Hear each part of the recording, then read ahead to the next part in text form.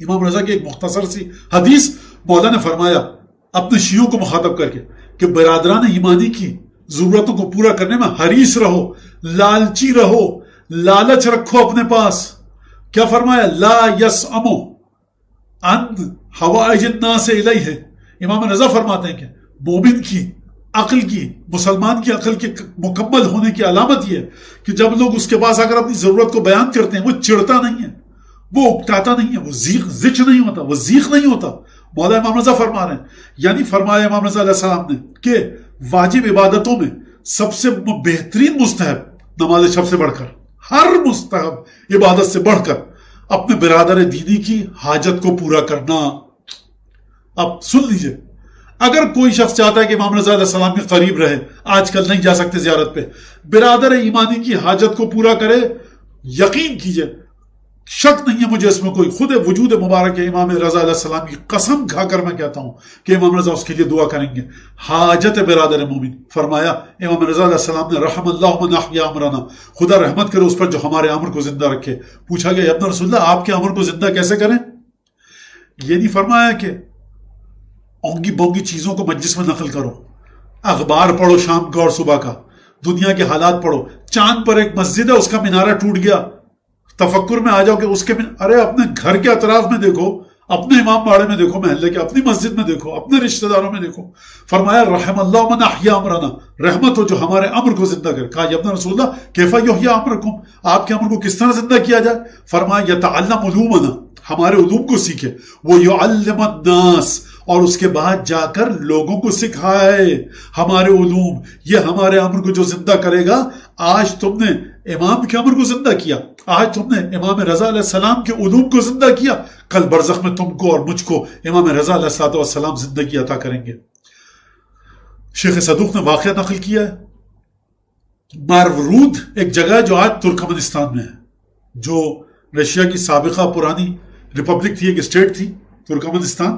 مارورود وہاں پر ایک جگہ تھی، وہاں کا حاکم گورنر کہتا ہے، اس نے شیخ صدوق کو بتایا، وہاں کا گورنر تھا، کہتا ہے کہ میں ایک دفعہ امام رضا کی زیارت کے لیے آیا. اب یہ بات سن لیجئے، ائمہ کی زیارت شیعہ سنی کی کوئی قید نہیں ہے، یاد رکھیے، بہت غلط تصور ہمارے ذہن آ گیا. عراق کے تمام اہل سنت آتے ہیں، تمام اہل سنت سے مطلب بغیر فرقے کی قید کے. ایران میں بھی آپ کو اہل سنت دکھیں گے. یہ خاندان رسول خدا کی بات ہو رہی ہے، یہاں شیعہ سنی کی بات نہیں ہو رہی. قطعاً بس سمجھ لیجئے اس کو. جب متوکل کی ماں نظر کر رہی ہے کہ میرا بیٹا صحیح ہو جائے گا، اچھا ہو جائے گا تو میں امام ہادی کو 100 دینار دوں گی، تو یہاں پر کافر نظر کرتے تھے امام کے لیے. ہندوستان میں ہندو نظر کرتا ہے، عیسائی نظر کرتا ہے. یہ رافت رحمت والا گھرانہ ہے، یہ ہر ایک کو دیتا ہے. آپ آئیے تو صحیح اس کے پاس، فرقے کی قید سے بالا تر ہو کر امام عطا کرتے ہیں ہمارے. اب یہ اور بات ہے کہ اعلیٰ حبتاً ایک الگ داستان ہے. شیخ صدوق کہتے ہیں کہ مارورود کے گورنر نے مجھ سے کہا کہ ایک دفعہ میں زیارت کے لیے آیا ہوا تھا، تو میں نے ایک انسان کو دیکھا، شخص کو جو ترکی بول رہا تھا، جو ترکی زبان بول رہا تھا، کہ یا ابو الحسن علی بن موسیٰ رضا میرا بیٹا کھو گیا، مجھے ملوا دو، میں کس کے پاس جاؤں؟ کہتا مجھے ترکی زبان آتی تھی. تو میں نے پوچھا بھائی تیرا کیا قصہ ہے؟ کہا کہ اسحاق آباد کی جنگ ہوئی تھی. یہ واقعہ کتنا پرانا ہے؟ 1000 سال پرانا. اسحاق آباد میں جنگ ہوئی، میں گیا، وہاں پر جنگ ہوئی، میرا بیٹا قید ہو گیا. اس کے بعد سے مجھے نہیں پتہ لگا زندہ ہے مر گیا ہے، اغوا کر لیا گیا تھا، مجھے نہیں پتا. میں دعا کر رہا ہوں کہ مجھے ملوا دے.